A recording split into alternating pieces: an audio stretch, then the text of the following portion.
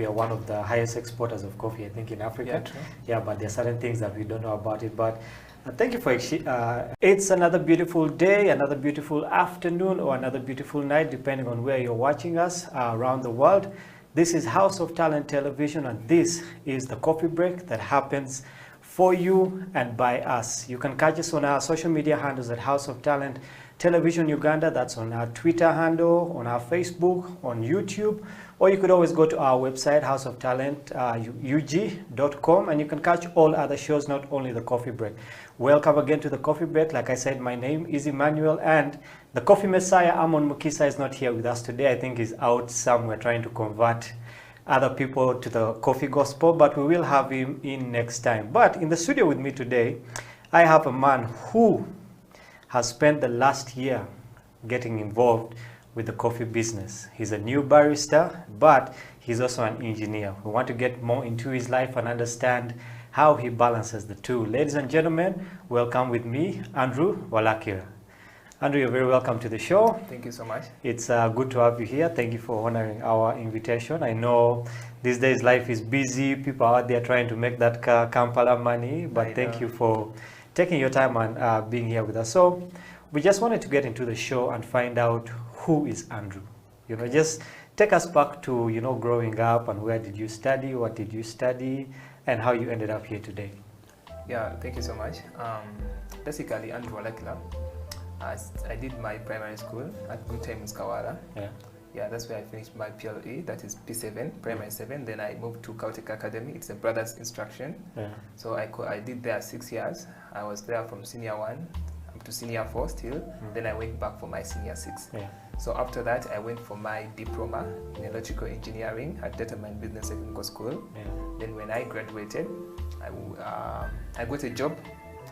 When I got a job, I worked for 2 years. And after those 2 years, I felt like I need to add my books up.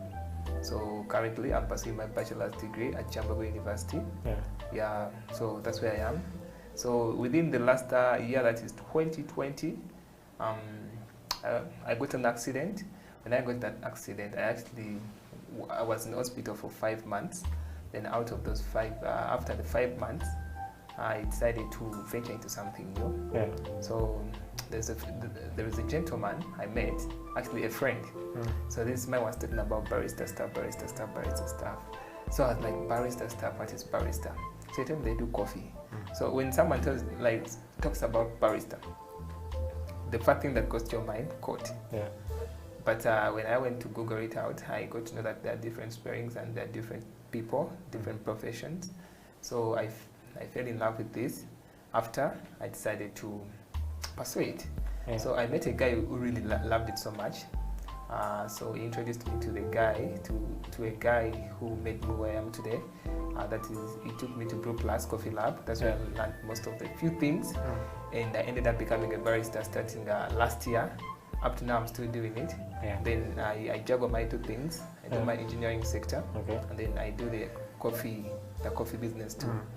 So, and to that also, I learned one thing out of the accident, that if you so much tie yourself onto your career, you may end up in a different location. You have to juggle 2 things. Your career shouldn't be your final destiny. You have to venture into something else so that you could have your life moving on.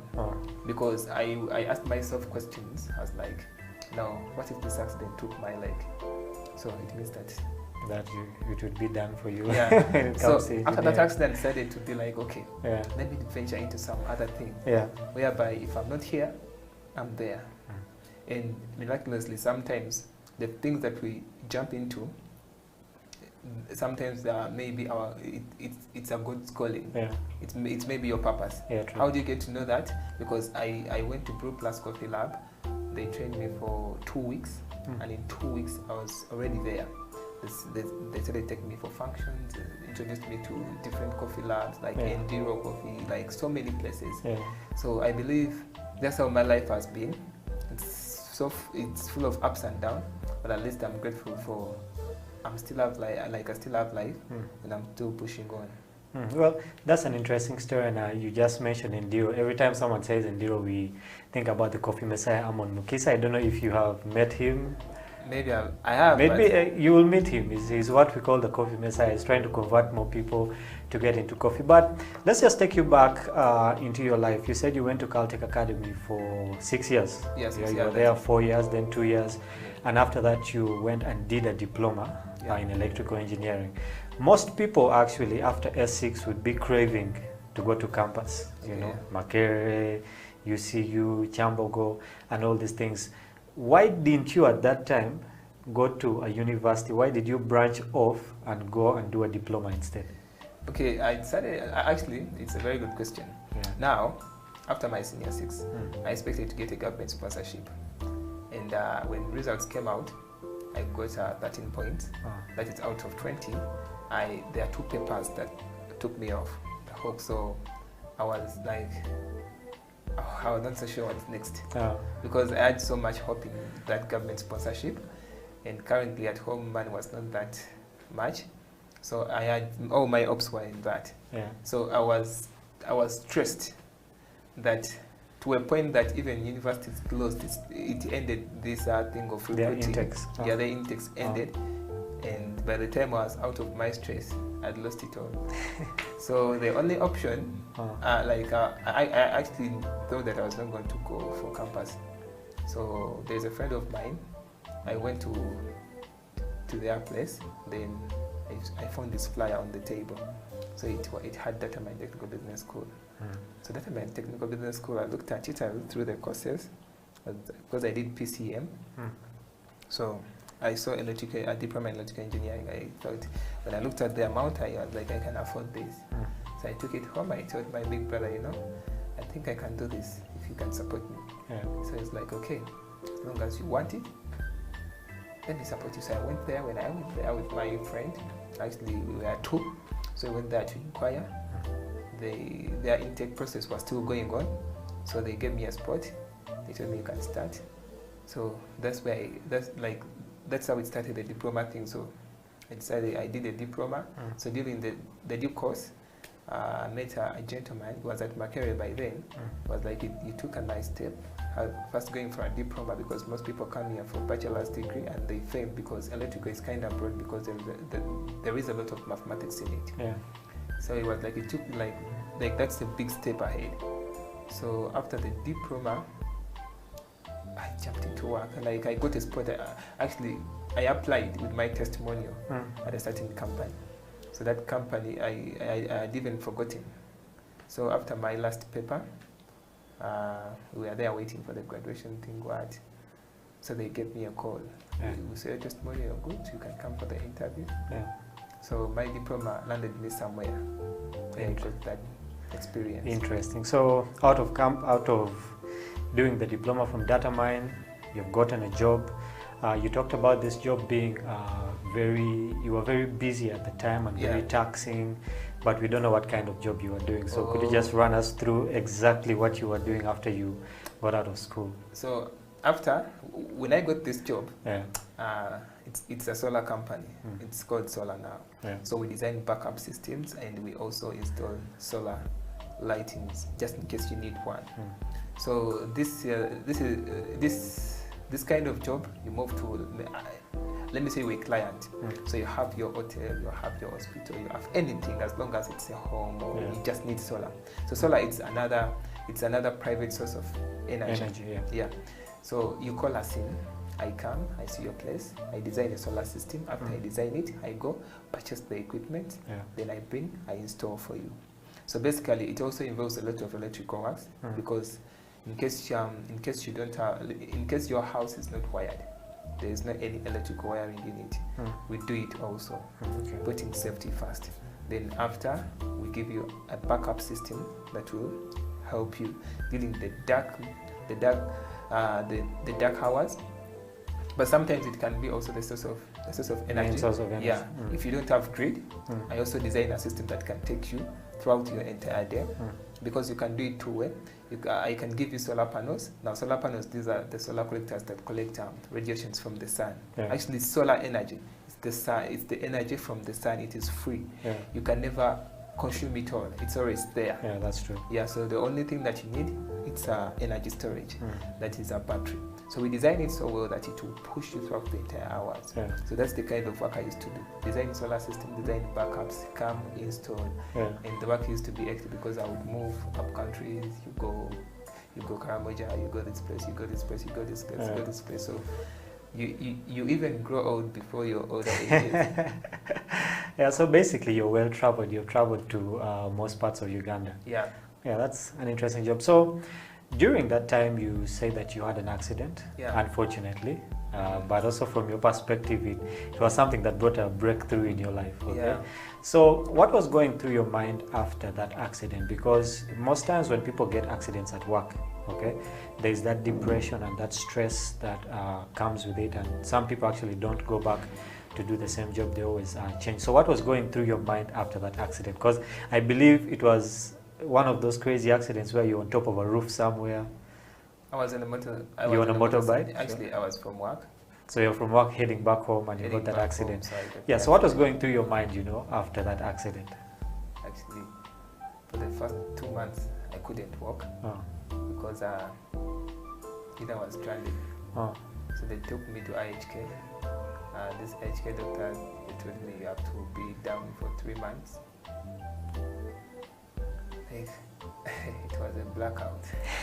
Just good enough the compound was there for me. Yeah, they supported me throughout the entire situation, but in my mind I was asking myself, no, what next? I didn't know, I had never tried anything new, so I was just there in the blackout. The first month, the second month, the third month. So in the fourth month, I used to ask myself, what next? So when they took off the cast off my leg, they told me, now you start to walk. Now I was like a baby. Yeah. You walk, try to walk and see whether your bones are now okay. I started to walk the first month. I couldn't. Yeah. And in my mind, I would ask myself, no, what next? Yeah. And the company guys would tell me, like, after you're okay, we'll come back and work. So after, like, in May there, 2020, I pushed myself to walk again. At all odds, I had to walk. Yeah. It was even very hard. I keep on telling people, if you are still walking, you have your 2 legs. Yeah? It's not that the other people who don't walk, or the lame people, like, they wanted it to, but as long as God gave you that opportunity and you're walking, I tested it. Those people go through a lot. Like, I tested it. You can't move. You become a burden. Yeah. Like, each and every time you have to tell someone, you, like, send help me to do this. And you see that someone reaches a point and is like, So in my mind, those things would come and recurring. Yeah. So the 5th month, I had to push myself to walk again. I went for the physiotherapy. Yeah. I went for it on a daily basis. Thank God. I used to pray so much. I would tell God, man, I'm like, I need my leg back. I used to a point of not even praying in this like this. I would just kind of be like, now God, you see my situation. If I can't walk, there is nothing for me. Yeah. So miracles happened. I started working. The doctor sent me off. Then when they sent me off, I went back to work because I wanted money. When you put money first, you're stressed. I was stressed. I went back to work. I told them I won. They were like, are you okay? I'm like, okay. But when I went back to work, and I did the first gig, second gig, now I can't do this anymore. If I keep on pushing, I'll still go down. Yeah. So my mind was thinking. So now God brought me to this coffee thing. So in my mind, when you're at your low point, it can either redefine you, or it can take you off completely. So I loved coffee. So my mind loved coffee so much. I loved coffee. Like I would read about coffee too much. So my mind, my system rewired. So I'm like, I made up my mind. I'm going to do coffee.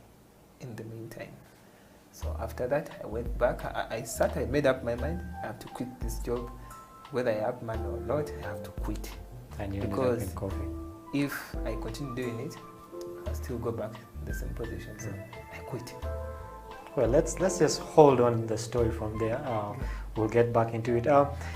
You're hearing an interesting story about Andrew, how he started off as an engineer, got an accident, and ended up in the coffee business. You know, at his lowest moment, that is where he realized that he needed to make a change in his life and ended up in coffee business. We'll be getting to know more about Andrew, and later in the show, we'll also be brewing something like we always do. Do stay with us. This is the Coffee Break on House of Talent Television. We'll be right back after this short break.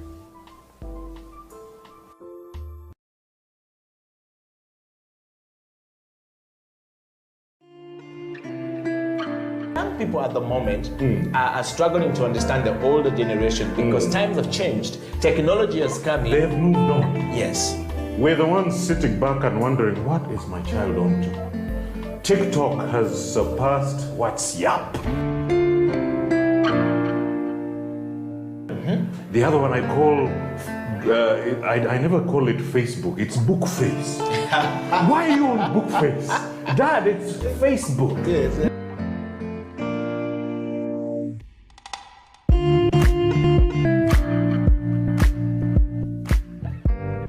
Me, I keep saying, I have a foot amongst the millennials. Yeah. And I understand the traditionalists. Okay. There's a song in the 60s, by the way, and in the 90s, 70s, where they're like, parents don't understand. Yes. Yeah, remember Prince? Yes. Prince.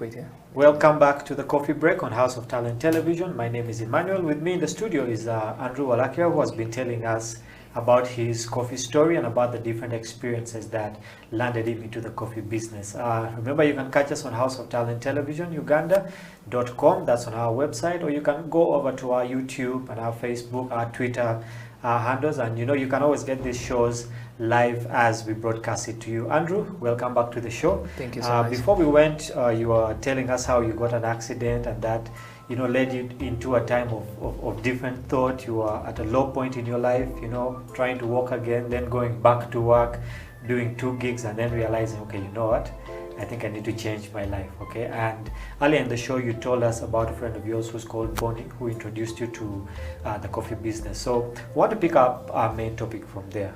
You've been a barista basically for 1 month, okay? Which means you've been practicing being a barista for a year now. Yeah. Yes, a year now. So what were your conceptions before you got into coffee? You know, did you even know there was a coffee industry before all this?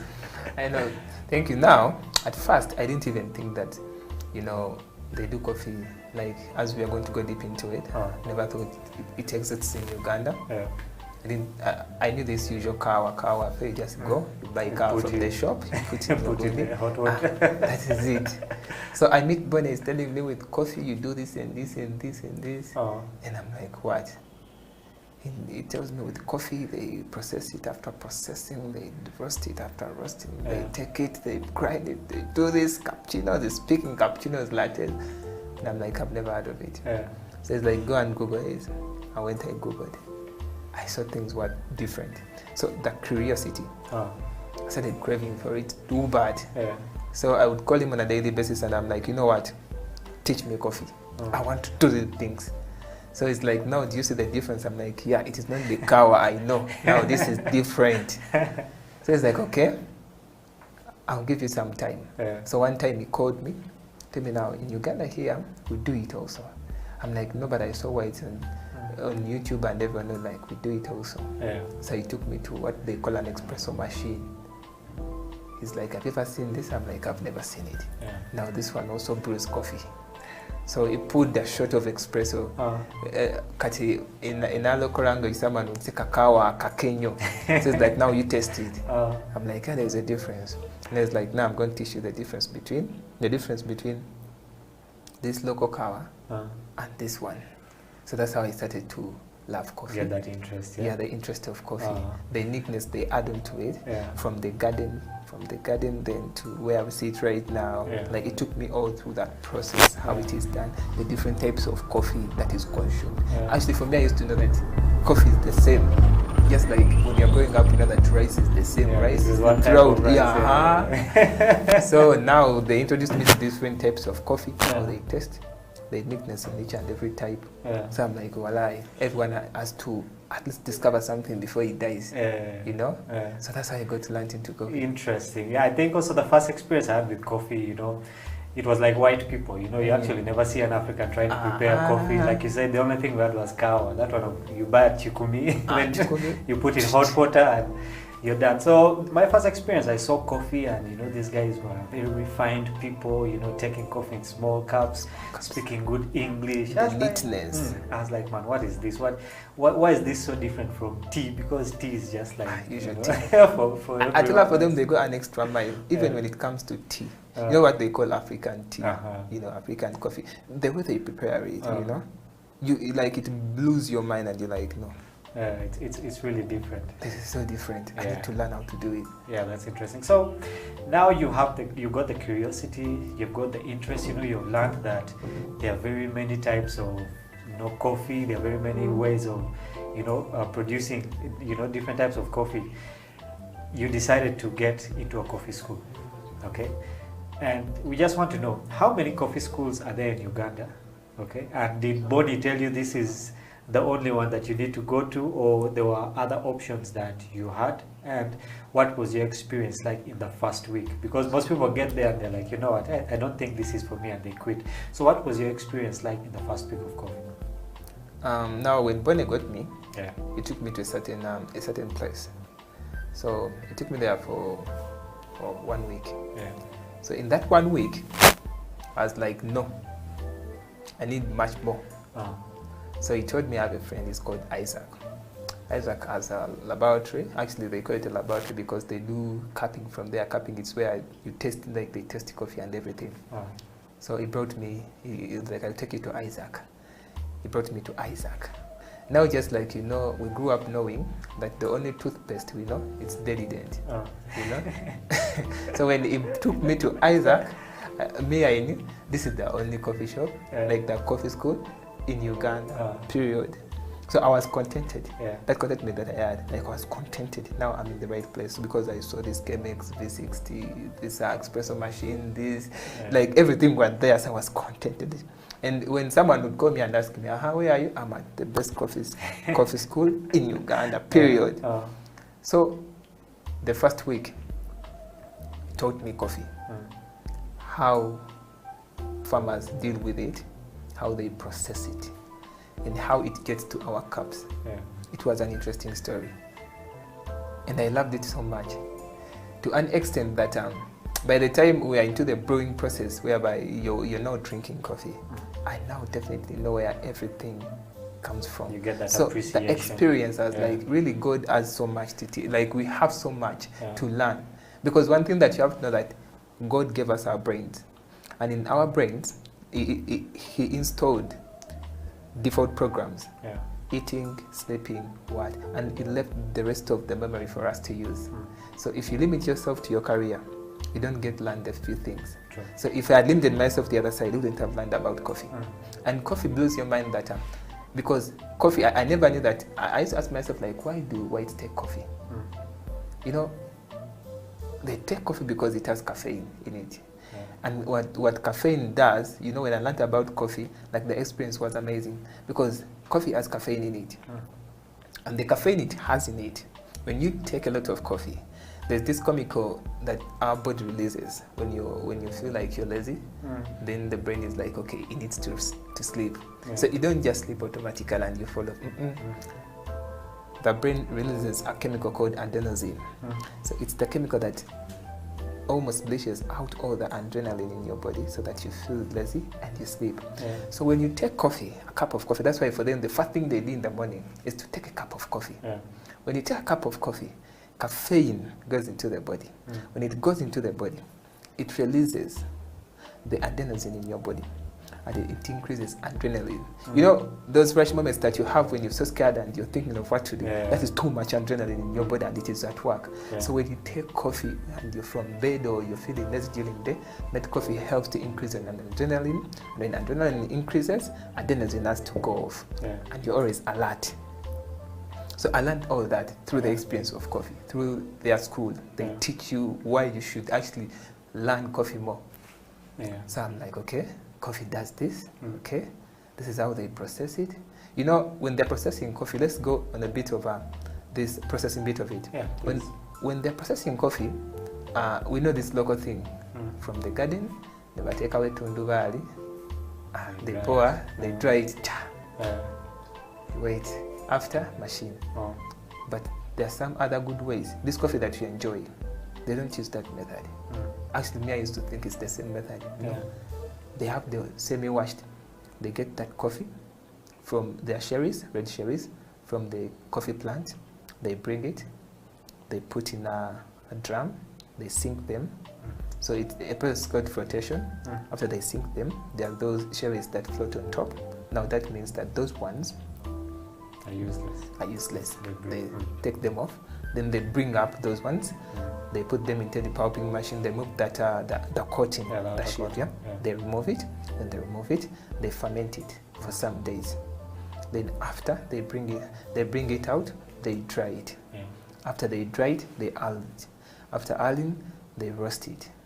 They first grade it, because in grading there are those coffee beans that are small, there are those that are big. So in that grading, they have their screens that they use to take out the small ones, the big one. This one is good for export. This one is for our local people. You know, always the local people take what's not, you know. And so they sieve it. After they sieve it, then they roast it. So after roasting, then they bring to the people. They package it like this in such coatings. Then after, it's the coffee that you see, and you put in a grinder, you make your coffee powder, then you pull espressos. So I was taught all that story, and I was like, really? This was in Uganda, here, in my motherland? I didn't know about it. And I was moving to different places and didn't think it was real. And actually, not to lie to you, people don't know about it. That is true. It's only when you meet a friend and introduces you to coffee, and you get to know that it's done in Uganda. And it's something that you can do as your second job. That's true. If you have a job and you're working 8 hours, and you have a cafe that can take you from 2 to the evening, that's another money coming in. Yeah, that's true. Yeah, so that's how I love the experience of coffee, and I fell in love with it. You know, you make a cup and you put a smile on somebody's face, and like, yeah, thank you for the nice cappuccino, thank you for the good latte. I'm like, wow, this is coffee, and it's in Uganda. It's not the white doing it, it's me doing it. So that's how I interesting. So now we've got you to a point whereby, you know, you've got the curiosity, now you've learned all these things about coffee, things that you didn't even know existed in Uganda. You know, I know that most people think you can only get coffee in these big hotels or in these, you know, big expensive restaurants, yet you can actually make coffee at home. You know, there are many devices like the French press and all that you can actually use to, you know, make coffee at home. We'll get back more into this. We'll get into the part whereby, you know, after learning all these things, what did you do? Okay, what did you become? What did you get a job at a certain place and all these things? But we shall come back to that after the break. And after the break, we'll also be brewing some coffee. I know for some of you always wait for this part. I know there are certain people in the studio here who are anxiously also waiting for the coffee brewing. We shall get back to that after this short break. Get a cup of coffee. This is House of Talent Television, the Coffee Break Show with me, Emmanuel.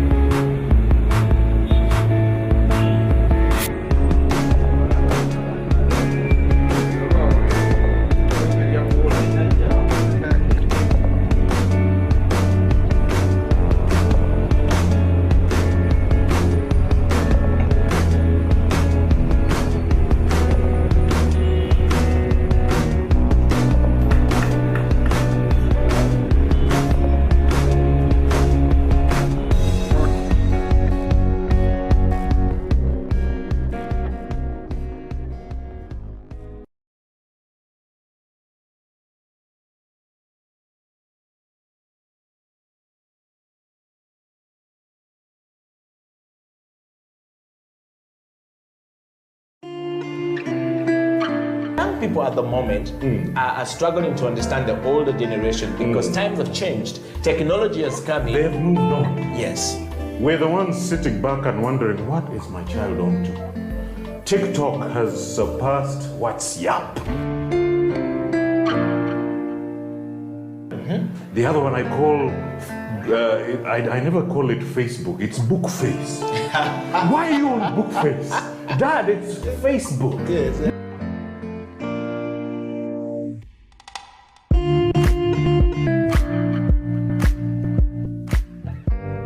Me, I keep saying, I have a foot amongst the millennials. Yeah. And I understand the traditionalists. Okay. There's a song in the 60s, by the way, and in the 90s, 70s, where they're like, parents don't understand. Yes. Remember Prince? Yes.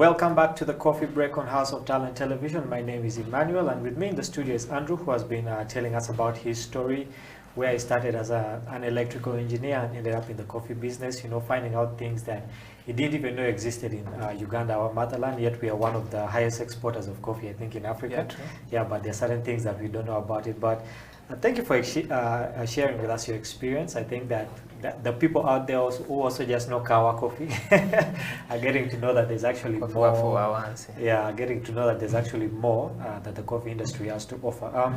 Before we broke off, you were basically telling us how you learned a lot of things. So what happened after? With your one-year experience as being a barista, did you end up getting a permanent job somewhere? Are you freelancing? What are you doing right now with the knowledge that you got from the coffee so school? basically I'm freelancing. My very tutor, Isaac, he keeps on getting gigs. So we do outdoor coffee gigs. For different occasions, just in case someone is there, he wants to. By the way, coffee can get you a woman. Yeah, true. That's a very important point, by the way. By the way. And some people nowadays, they're using this as a trick, pick-up line. And people don't know about this coffee thing. So if you bring your woman, is there. So now you bring someone to make him a coffee with a hat on top. Designed really well. And you're like, bam, would you marry me? Definitely yes to. You've done a surprise. I've never seen it happen. He's seeing it on TV now, it's reality. Actually, that gives me a good idea for a proposal. You know? That's a very good idea. And so we've been doing these gigs. So I do freelancing. Yeah. If someone needs help, I come in and work for hours. Okay.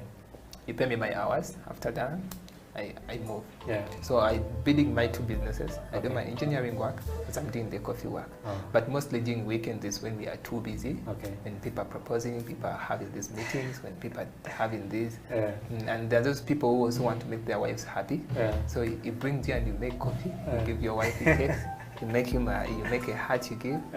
So definitely that's how I do my work. I freelance just in case someone needs someone to freelance. I come, I do. After I leave. That's interesting. So before we get into brewing our cup of coffee, do you see yourself getting into the coffee business on a permanent basis? Do you plan on opening a cafe somewhere down the road, or you just plan on continuing to freelance here and there, trying to get different experiences? I plan on starting out a cafe. Yeah. Actually, I have it in mind to have a cafe of my own because I also want to transfer the knowledge I have. Yeah. I want to transfer it to someone else. So through my cafe also I'll be having people coming around. Okay. So I'll be preaching this coffee, this entire business. And the only thing I've seen, coffee cafes are in these specific places whereby omuntu wawansi wabanga atambula bwata iso lugulu ekigeta sala kuyita that's why they always know you just look and pass by. They're so if you have a cafe in a remote area, so you don't open their minds. Because trust me, if you go down there okay, you just go and you're buy your car and you go to the shop and get you that. So when I have in mind to start a cafe in a very remote area, so I teach people this new idea because the more energy, the more knowledge that you transfer to people, the more upbringing that you, the more positive energy that you expose in, and the things the more positivity that you're spreading. The more knowledge and creativity also comes up. Because for some, for widespread cappuccino, no cappuccino, latte, mocha, macchiato, americano. Now, if you expose to an African, Africans are very creative. Yeah, that's true. Yeah. For what come up with a cappuccino, never know. If someone loves coffee too much, he'll come up with his own. Or it comes up like Africano, like how you have the Americano. And chino, And some people will start creating coffee beverages from their own people. Someone loves his wife so much, and it's called Annette Chino. That's interesting. Yeah, so I plan on doing that. Freelancing will end one time, I know. I also have it in mind to be somewhere. And have a cafe, transfer the knowledge, teach if possible, and also introduce people to various new things. The more knowledge you transfer, the more positivity. Yeah, that's true. I like the idea of, you know, taking coffee out there to Omuntu Wawansi, you know, Yeah. down there, because I know so many times that, you know, when you look at a coffee shop and you look at the price of the coffee, you're like, this one is taking my money for the week. But I think with the idea you have, it will really be interesting to basically take coffee out there and get people's minds away from this cow of Chikumi where you buy from, you know, to the add shop. more value. Yeah, to add more value. That's interesting. Well, we're getting into the best part of the show, I believe. Yeah. After, you know, coming all that way, it's time for us to brew our cup of coffee. You know? So just run us through, you know, the machine that we have here. I know there are people at their homes with these machines. Yeah. They have never switched them on. They do not know what they do. Yeah. Okay. So just run us through this and just let us know what we're going to be brewing today. Yeah, so now this is it's called a desktop coffee machine. Yeah. Yeah, it's an home machine, by the way. Mm. It's not that expensive. Yeah. Yeah, just because we don't do research. Yeah. But this is something it's a budget machine. Why it's called a budget machine, meaning that someone no mtu wants us to Can afford it. you can afford it. So here, Yeah. it has various parts. Here, on top here, this is where I put our water. Yeah. Yeah. So when you put your water, you close. There is something like a meter here that you have to follow. It can if you put water in here, Yeah. there's it's like a meter. It shows you like it can hold up to 12 cups. So if you have a gig at home, you can brew your coffee at home. Okay. So we have now this is our decanter here. Put it in it. So now this is our decanter. Yeah. So this decanter, this is where if we are to brew coffee, you open here. So inside here, it's where we put our coffee. Oh, it comes with its own filter. Yeah, its own filter. So before you do anything, you first fill up water here. Yeah. You follow this here. Okay. Yeah, you don't go beyond the max. Oh. So after you cover, then after you open this. Okay. When you open it, now today we are going to brew our coffee. This is an SL14 variety. This is from our very country here. Yeah, it's from Mbale. Yeah, you know Mbale, it's a very nice place because it is mountainous, and this is an Arabica coffee. Okay. It's Arabica. Arabica means it has less caffeine and it's kind of very sweet. You know?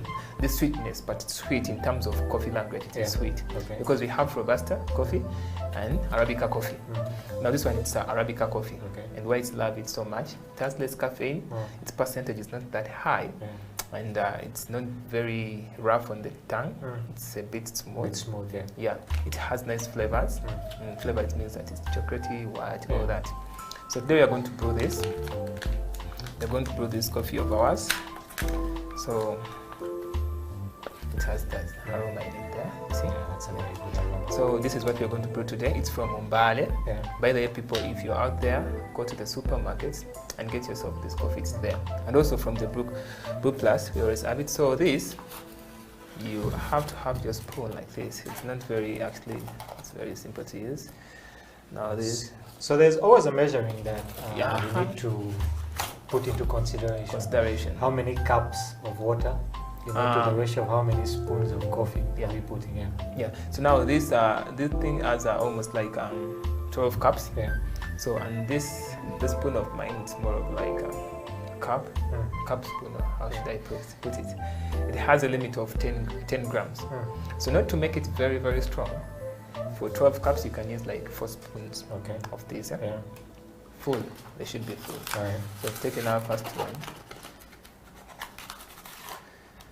For those watching us from home, in case you have this machine and you've never turned it on, this would really be a good time for you to turn it on and just, you know, go through the process with us. Or if you haven't bought one of these, you can always go out. Remember, this is a budget machine. You can get it and put it in your sitting room whenever you have a birthday party, you have some visitors coming to your place. You can always, you know, just put this there, install it in your kitchen, install it outdoors, and it will give you a very good brew of coffee.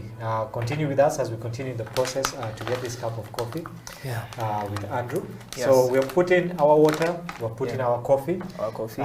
So where do we go next from here? So after, you push it back. Then when you're done, you put your decanter like that. When you put your decanter, so when you switch on the machine, this water here, it is first to go through this coffee here. So when it is first to go through this coffee, then this one receives the outcome. Okay. So you switch it on. So with time, we shall have our coffee ready. Okay, so as we wait for our coffee to brew, you've had a very good experience being a barista for 1 year. Okay, so I know that there are people outside there also who are considering maybe a career change. Maybe there are students out there, during this lockdown, most schools were actually closed. So most of the people are sitting at home doing nothing, wondering, okay, what can I do with my time? So I just want you to tell the people out there why they should get involved with coffee. And what are the different benefits that they can get when they get involved in the coffee business? Thank you. Now, in the coffee business, there is one thing I discovered in particular. The first one, the people that you associate with change. This kind of thing, it's made for the, the higher class. The high class. And, there's corporate people. So the more you do something good for them, it starts with coffee. The more coffee that you do, and it is nice. They start being your friends. So miraculously, you're there, they will take your number.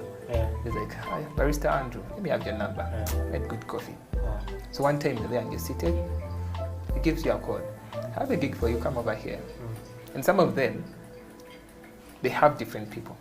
They are connected. Remember, we have networks. You in particular have your own network. I in particular have my own network. So when you venture into coffee, the network changes also. The people that you associate with changes. And they also bring positivity to you. The more you work into these environments, you see these people, the way they operate, time, he comes, he picks a cup of coffee, sips it, is at work. Your aspect also changes. Down there, you go to a restaurant, you sit, you start your cacao, and you start the jazz, you forget even about other things. But the beautiful, the more you venture into coffee, neatness kicks in. Remember, you're dealing with beverages, serving people. Neatness, that is key. Time becomes number one in your life. Laziness is kicked out. Because whenever you feel you're lazy, you sip a cup of coffee. You're back on track. You rethink. The kind of people that you associate with changes. You start reading too much. Because the more you go deep into coffee, the more you learn a lot. You learn and discover so many things. And people want to associate themselves with people who know. So you become someone different, actually. Not because in the coffee business, what you're taught is not the end of it all. You have to keep on reading and discovering other things. So the more things that you discover, the more drinks you bring on table. And the more drinks, beverage, and the more beverages that you bring on table, the more money into your pocket. Means that someone who started with nothing, your drink is taken by people. Like people when they come, you bring me an Andruchina. It's very nice. It was mixed in a very nice way, That is money into your what? Into your pocket. So you keep on changing. You understand? You keep on changing and elevating. So those are things that people have to put in consideration. Join coffee and you'll see that your life is going to change drastically. If you're not because if you're not inspired yourself, the people that you work on, they will inspire you to work hard. Because trust me, there are baristas who are driving. There are baristas who are moving out of the country. Because if you're working in, let me say, in Serena Hotel, a white comes, sips a cup of coffee with a difference. Trust me, next time it will be called to go and train outside. That's true. So that is extra money. And it's not a usual thing. It's not a common thing. Trust me, in electricity, there are things that are common. Get the wire connected, light out. So it means that someone can learn it. Day one, day two, he knows it. But in coffee, you put in time. But it's not and it's not a profession that someone can just wake up and learn. No, you have to put in time. You practice it. You understand? So you need to get something whereby it's not done by many people. You have to get something whereby it's on 100 it's on like 80, it's like 30 people who are doing it. So you're coming up also. So and in Uganda it's coffee. One food that I'm seeing that few people are doing it. So you go out for it. It means that by the time it's at its peak, you're already there. For so you're the people they come to. You saw it? So now you're making money. So urge them to join coffee.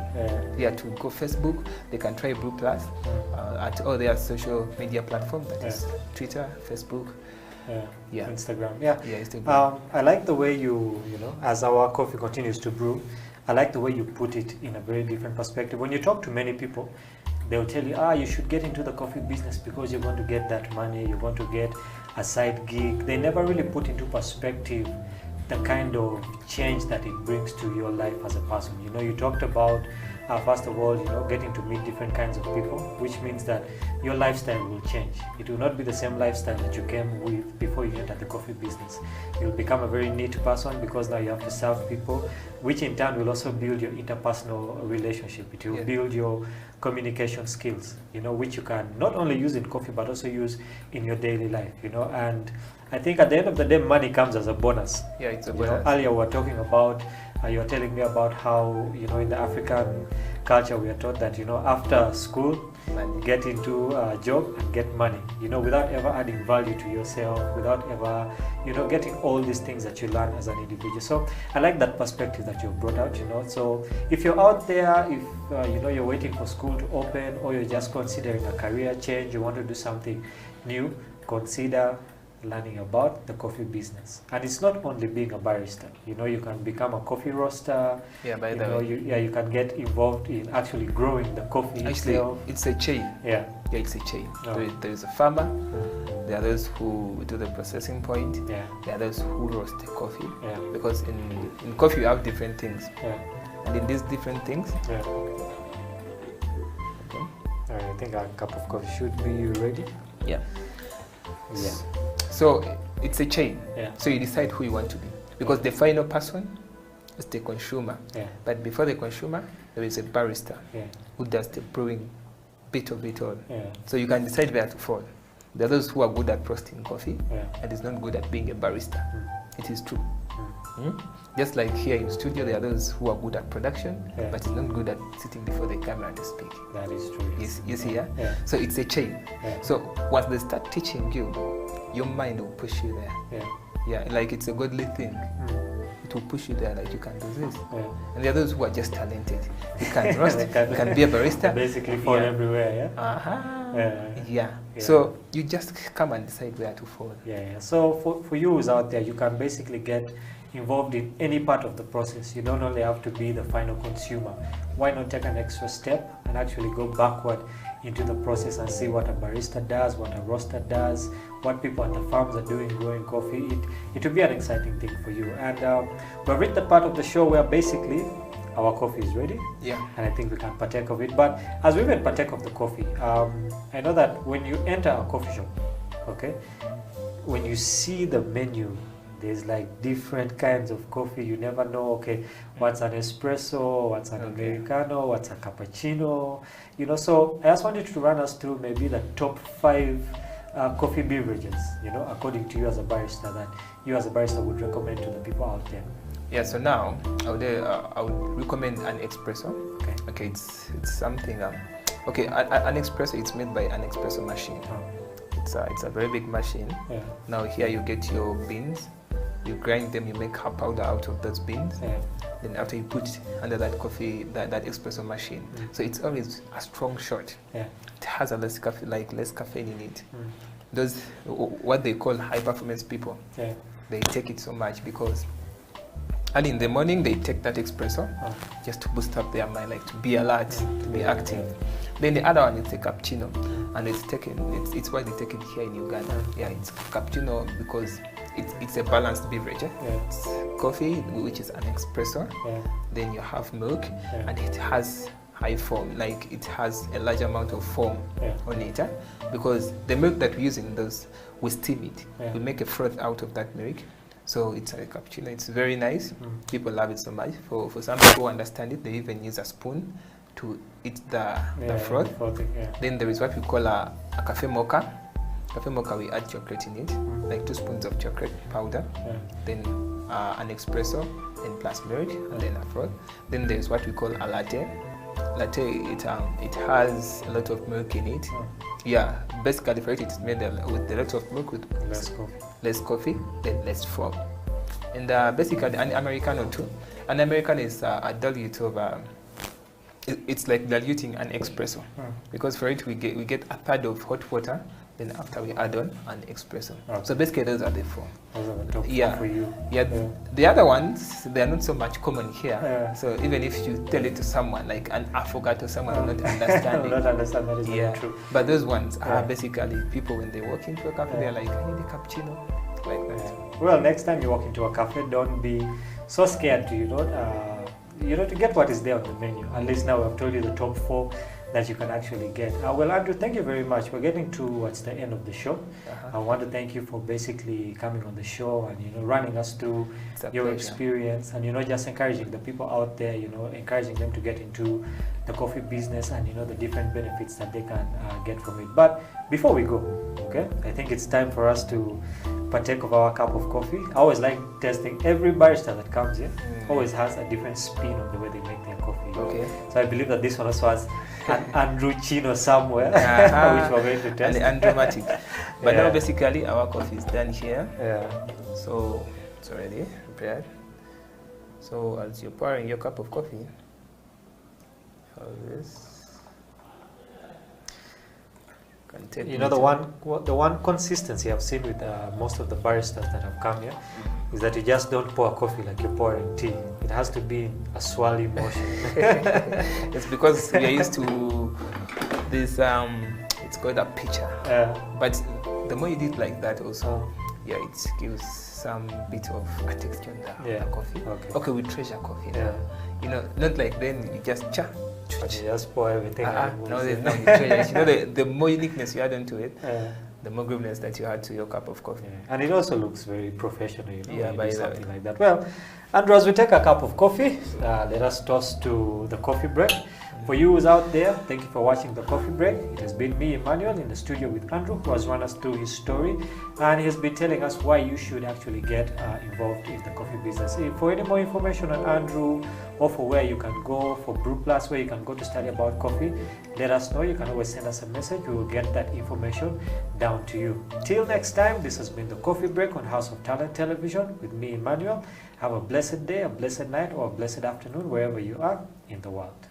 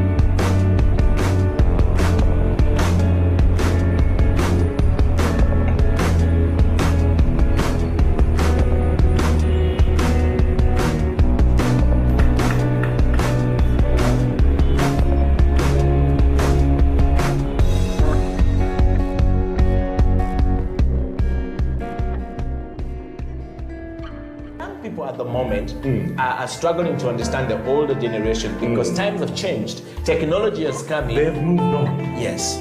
We're the ones sitting back and wondering, what is my child on to? TikTok has surpassed WhatsApp. The other one I call, I never call it Facebook, it's book face. Why are you on book face? Dad, it's Facebook. Yes.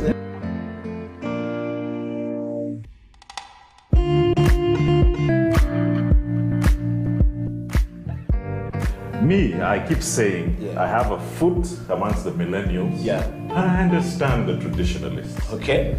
There's a song in the 60s, by the way, and in the 90s, 70s, where they're like, parents don't understand. Yes. Remember Prince? Yes. Prince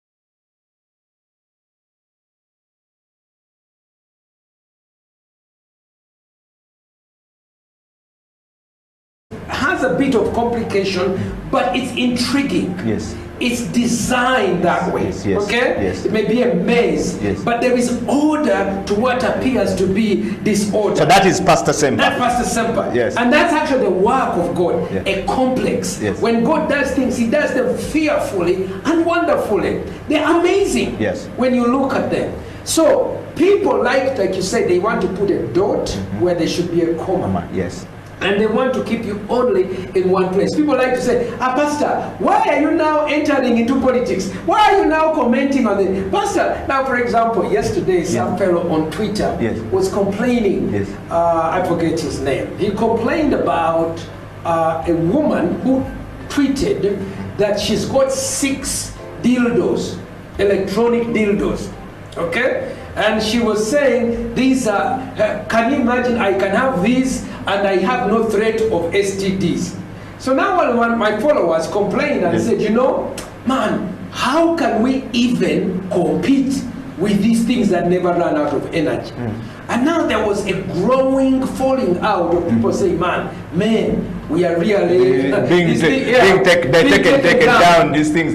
But you're a human being, you're not electricity. Exactly. But now, and the system was never created for electricity. Exactly. Anyway. Yes. Now, normally I don't go very much into issues of sex and whatnot. But if I have to, I will. Yes. Because I represent a thinking of a biblical way, and people see me as a role model. Yeah. So I remember that back in I think about maybe 2019, they released a report, and this is a scientific report, that showed that couples, that is man and woman who had sexual relations and exchanged fluids, were happier. Women who had sex and exchanged sexual fluids were happier, and they examined what is the sexual fluids from a man.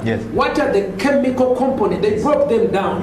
One of them, they call it a happy hormone called oxytocin.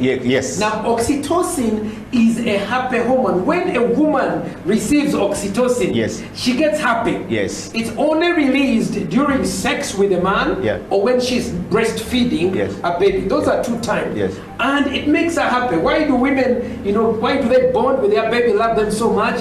Because there's a chemical release that God has designed. So when I release this research to this guy, I say, guys, don't worry, you are not, there's not even a competition.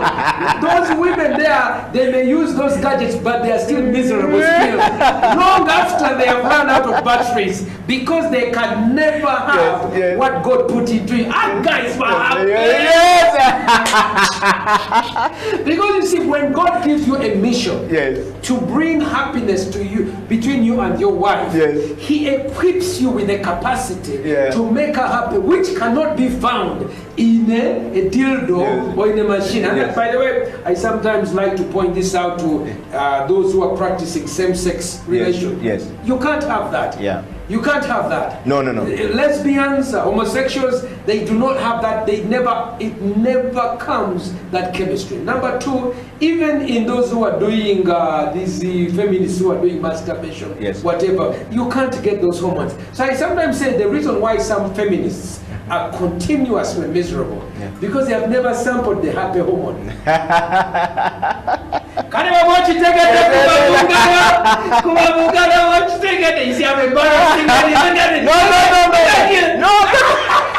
embarrass at all. And Pastor, I have a very interesting message here from Edward Ochom. He has said, and I'm going to read some of your questions from out there. This is coming from Edward Ochom. Is a serious lawyer in town, land rights lawyer, and with a fresh master degree from Swansea University, just returned. Swansea, yeah. England. Yes. Well, hi, how you doing? Hello, welcome to this edition of You and the Law. My name is Jonathan Ochom, your host. You and the Law is simply what it is, you and the law. In this show, we try to demystify the law for the ordinary person, make it simple for a teacher, for a lawyer, for a farmer, for a doctor, for a border rider, for a cleaner, everyone in our society. This program touches on every aspect of our lives that relate to the law. Is it marriage? Is it property? Is it land? Is it traffic? Anything that touches on the law will be discussed in this program. Today, we're going to have an interesting conversation that will focus on the institution of marriage. I know most of us have attended marriage functions. Some of us are married. Most of us viewers are married. But what does it mean to be married? How does the law look at marriage? So this conversation today will focus on demystifying the whole topic around marriage and how it is viewed from the eyes of the law. And to help us do this, I have a learned mind with me, and it's none other than my friend, my colleague, Emmanuel Elau. Emma, you're welcome to the program.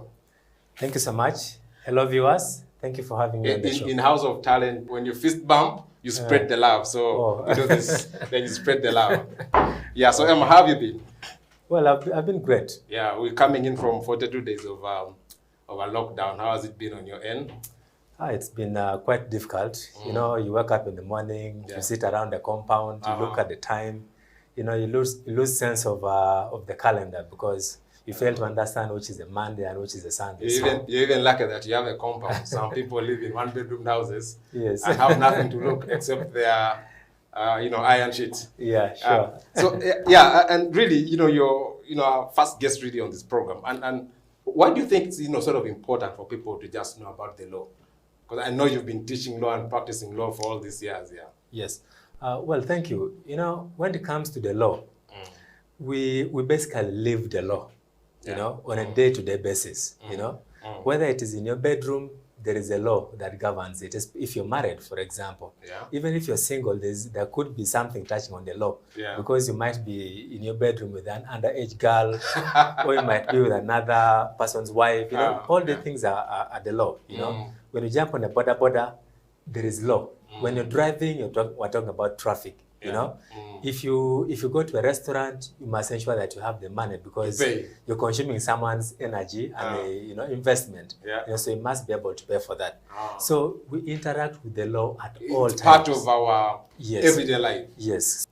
Man, you don't want to be in trouble after many years of working hard only to realize that you have no rights at all simply because you didn't celebrate any of the marriages that are recognized within the laws of Uganda. With that, we come to the end of this edition of You and the Law. It's a bye from us. See you next time.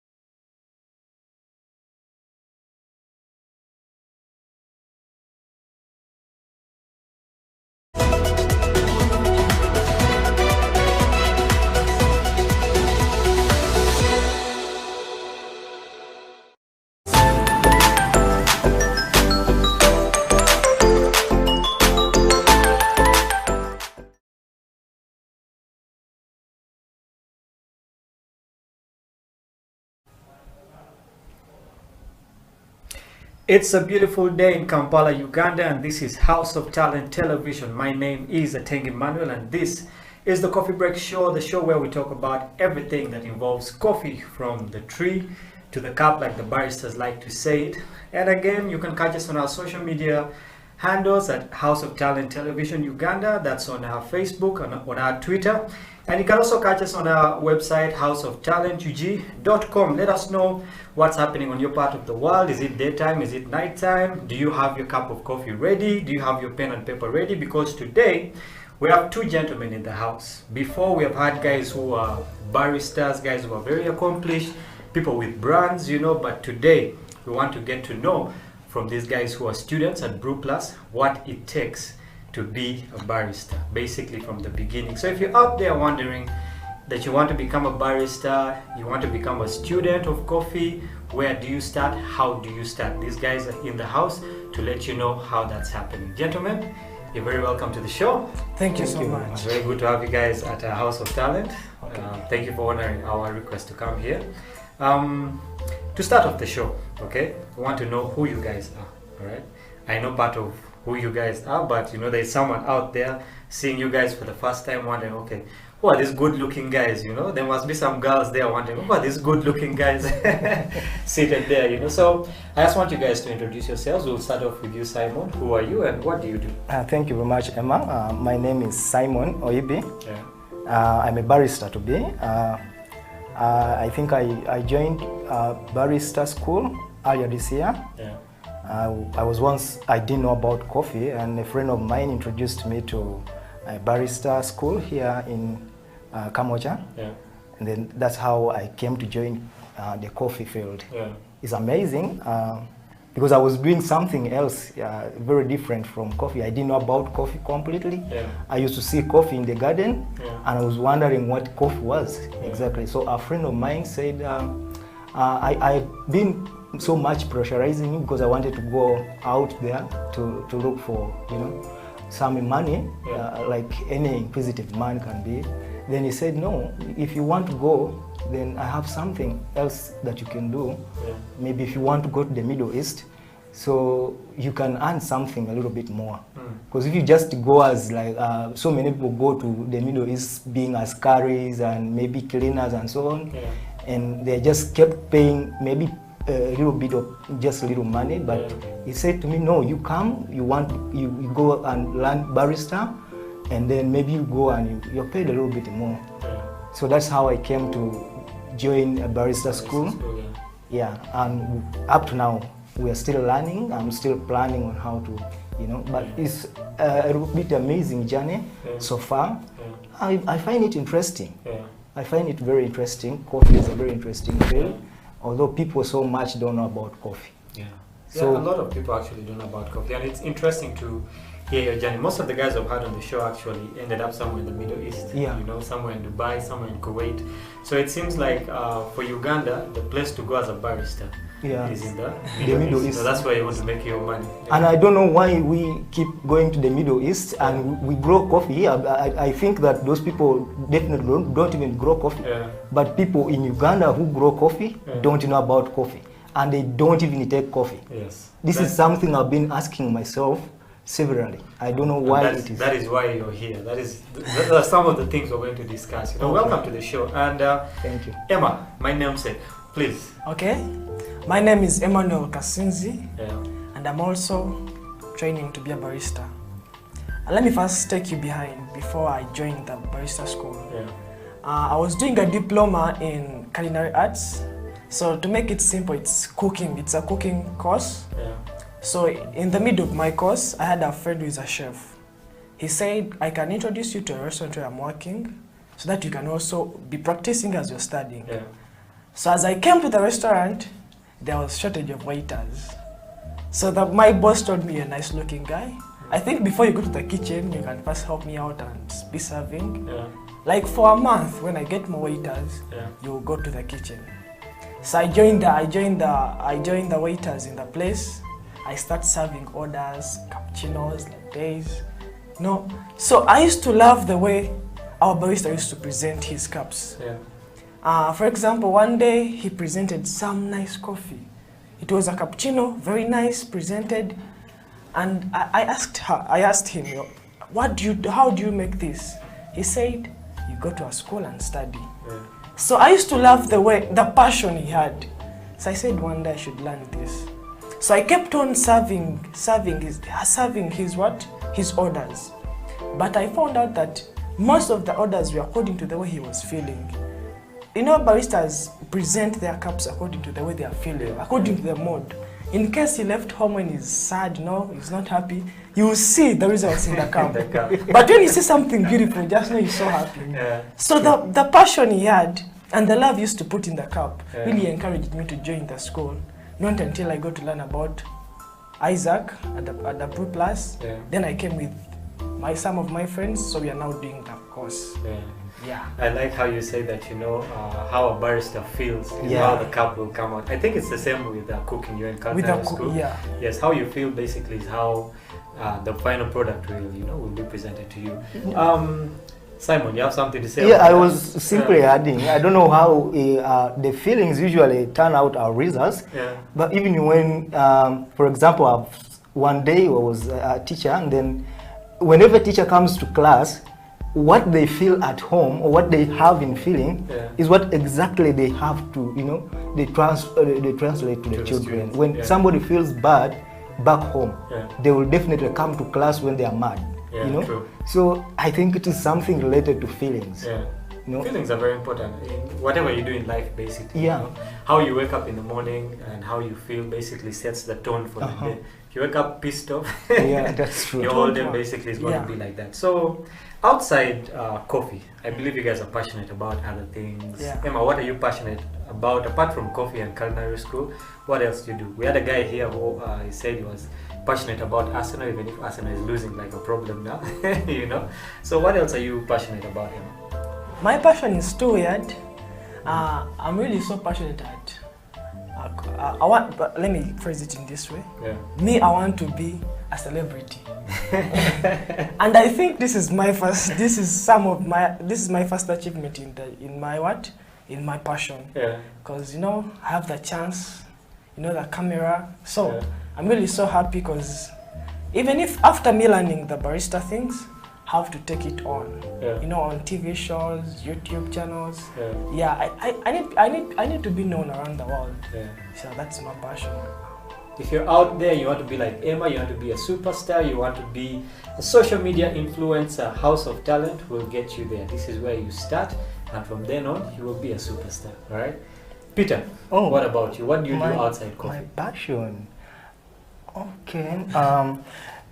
I like music so much. I did music from O level to A level.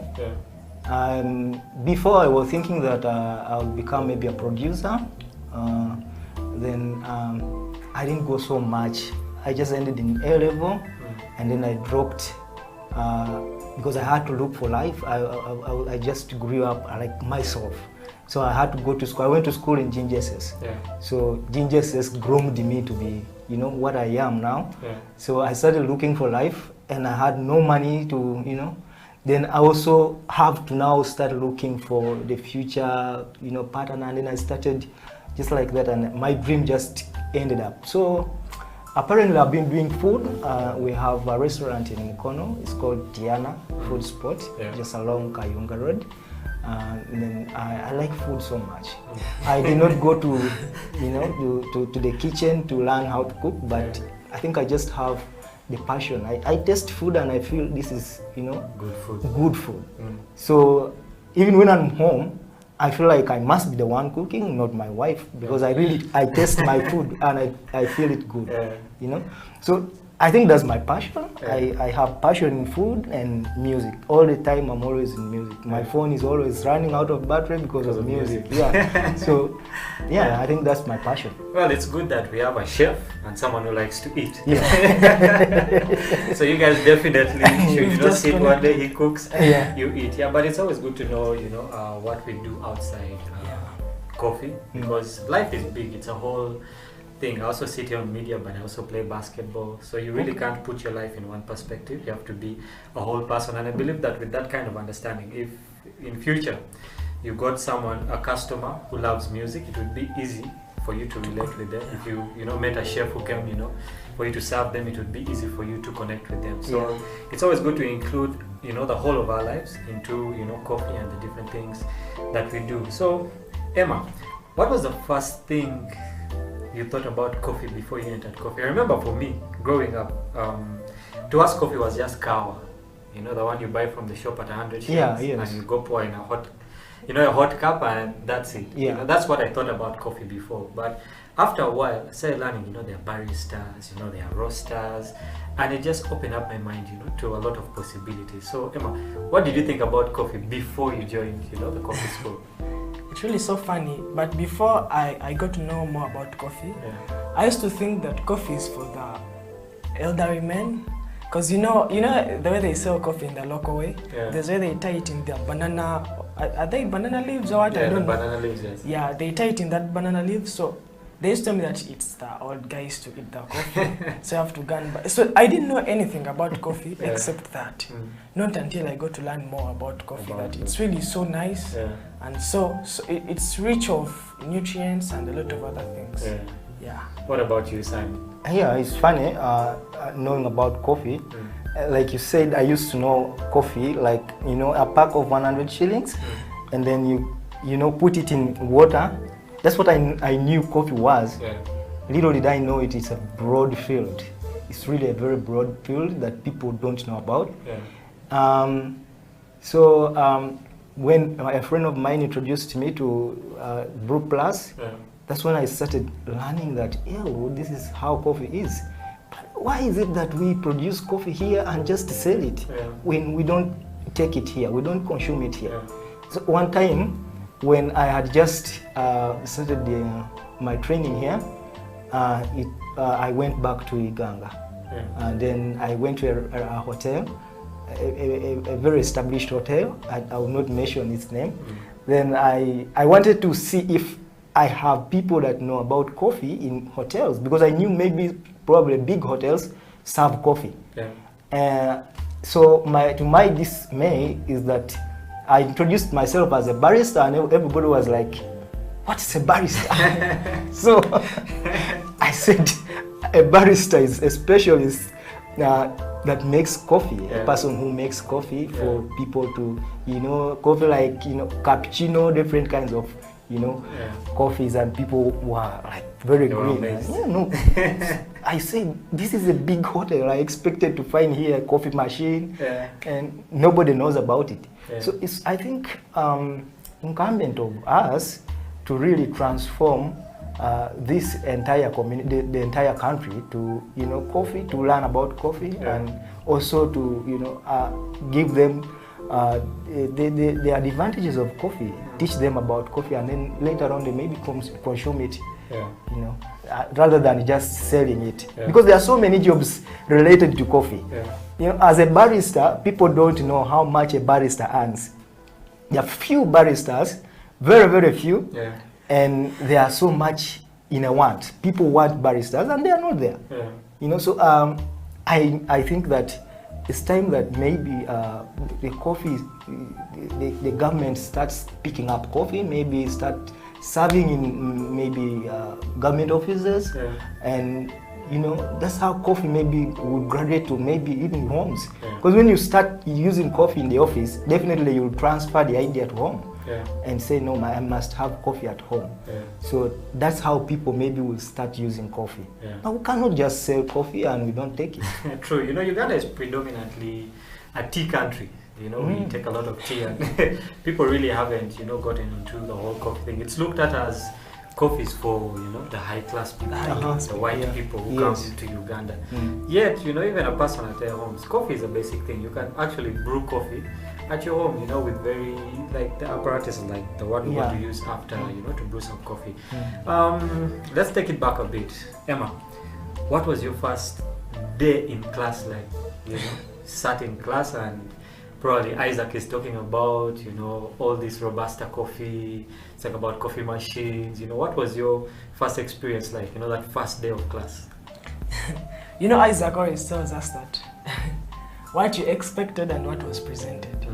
So when we were reporting for the training, I used to think that you're going to be learning how to make flowers every day. You know, those flowers they put on the cappuccino, being on the machine every time. Not until I got to know that you have to learn how to plant coffee, how coffee is harvested, the different methods that coffee undergoes. You know, it is really something so wide and deep.